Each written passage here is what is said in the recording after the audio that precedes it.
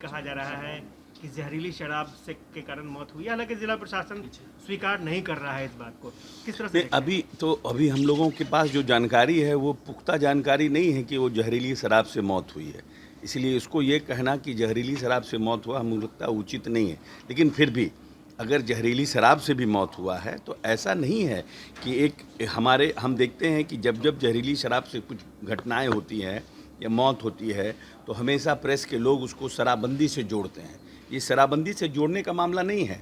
इस देश में जहाँ जहाँ शराब चालू है, शराबबंदी नहीं है, वहाँ भी जहरीली शराब से लोग मरते हैं।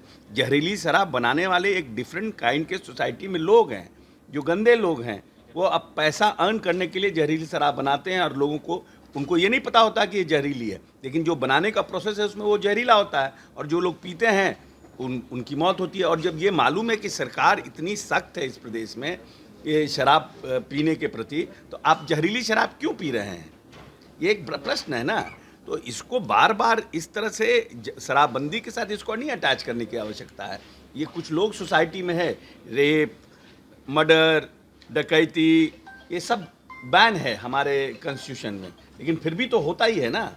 तो शराबबंदी के लिए माननीय मुख्यमंत्री जी और हम सरकार, हम लोग सब लोग शराबबंदी के लिए लोगों को कॉन्शियस कर रहे हैं, जागृत कर रहे हैं, प्रयास कर रहे हैं कि और ज़्यादा से ज़्यादा जागृत करें। जितना ज़्यादा जागृत करेंगे उतना ज़्यादा लोगों को फ़ायदा होगा। लेकिन फिर भी सोसाइटी में कुछ तरह के लोग होते हैं। अच्छा, अब अमेंडमेंट करने की भी तैयारी चल रही है, उस अमेंडमेंट को कैसे देखें, क्योंकि लगातार कुछ ना कुछ अमेंडमेंट हो रहा है।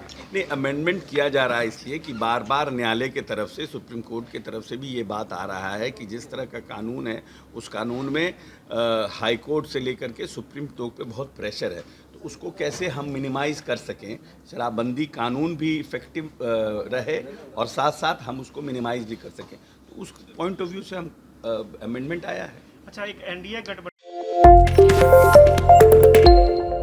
कहा जा रहा है कि जहरीली शराब से के कारण मौत हुई। हालांकि जिला प्रशासन स्वीकार नहीं कर रहा है इस बात को, किस तरह से अभी हम लोगों के पास जो जानकारी है वो पुख्ता जानकारी नहीं है कि वो जहरीली शराब से मौत हुई है।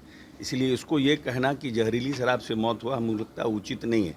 लेकिन फिर भी अगर जहरीली शराब से भी मौत हुआ है तो ऐसा नहीं है कि हम देखते हैं कि जब जब जहरीली शराब से कुछ घटनाएं होती हैं या मौत होती है तो हमेशा प्रेस के लोग उसको शराबबंदी से जोड़ते हैं।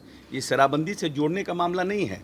इस देश में जहाँ जहाँ शराब चालू है, शराबबंदी नहीं है, वहाँ भी जहरीली शराब से लोग मरते हैं। जहरीली शराब बनाने वाले एक डिफरेंट काइंड के सोसाइटी में लोग हैं, जो गंदे लोग हैं। वो अब पैसा अर्न करने के लिए जहरीली शराब बनाते हैं और लोगों को उनको ये नहीं पता होता कि ये जहरीली है, लेकिन जो बनाने का प्रोसेस है उसमें वो जहरीला होता है और जो लोग पीते हैं उनकी मौत होती है। और जब ये मालूम है कि सरकार इतनी सख्त है इस प्रदेश में ये शराब पीने के प्रति, तो आप जहरीली शराब क्यों पी रहे हैं? ये एक प्रश्न है ना।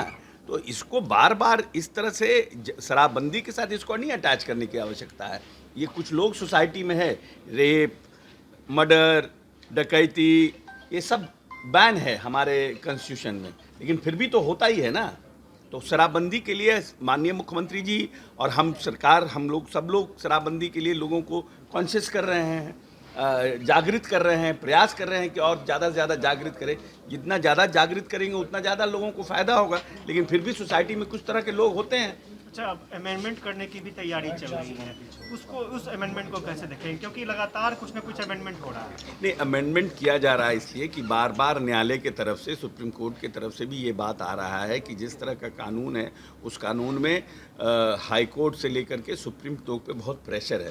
तो उसको कैसे हम मिनिमाइज कर सकें, शराबबंदी कानून भी इफेक्टिव रहे और साथ साथ हम उसको मिनिमाइज भी कर सकें, तो उस पॉइंट ऑफ व्यू से हम अमेंडमेंट आया है। अच्छा, एक एनडीए गठबंधन